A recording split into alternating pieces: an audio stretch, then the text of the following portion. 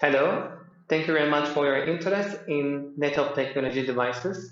In this video, we will talk about how to install dry contact sensor. For this video, we will use Narrowband IoT and BIoT dry contact sensor, but it is almost same with other connectivity options as well. The only difference will be inserting SIM card into the device. So if you are using LoRa dry contact sensor or any other connectivity dry contact sensor, you can also use this video. As you can see, there are many cables and the battery are inserted into the device right now. So first step, I need to insert a SIM card into the device for NB-IoT version of this dry contact sensor. So let me insert a SIM card into the device. I just open the SIM holder and insert a SIM card into the device and then close it. Do a double check. It is looking well. And now I need to insert power cable into the device. This one.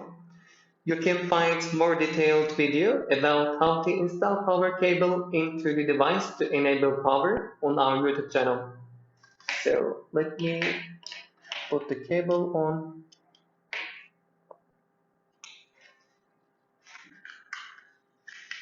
As soon as you insert power cable into the device, you need to see LED is blinking with green light. And let's focus on the LED. It is blinking green right now.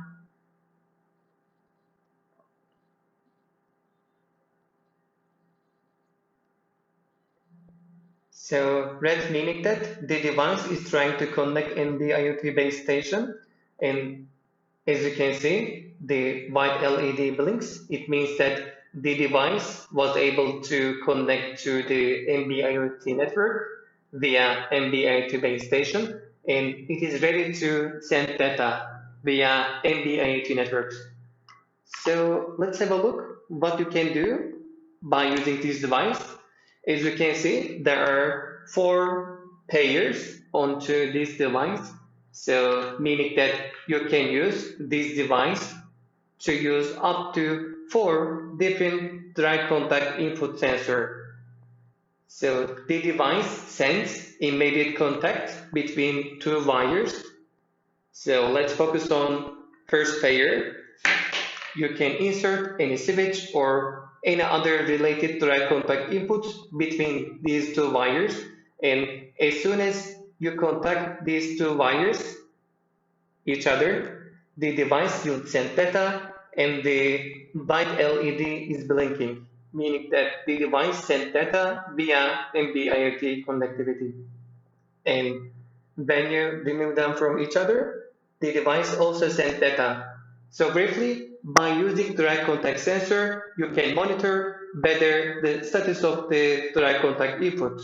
Either it is on or it is off. You can insert more than one dry contact input into the device, and you can monitor up to 4 dry contact inputs by using this device.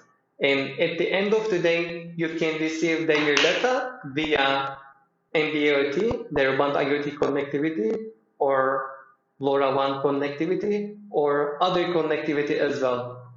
If you have any question, you can let us know. Thank you very much for your time.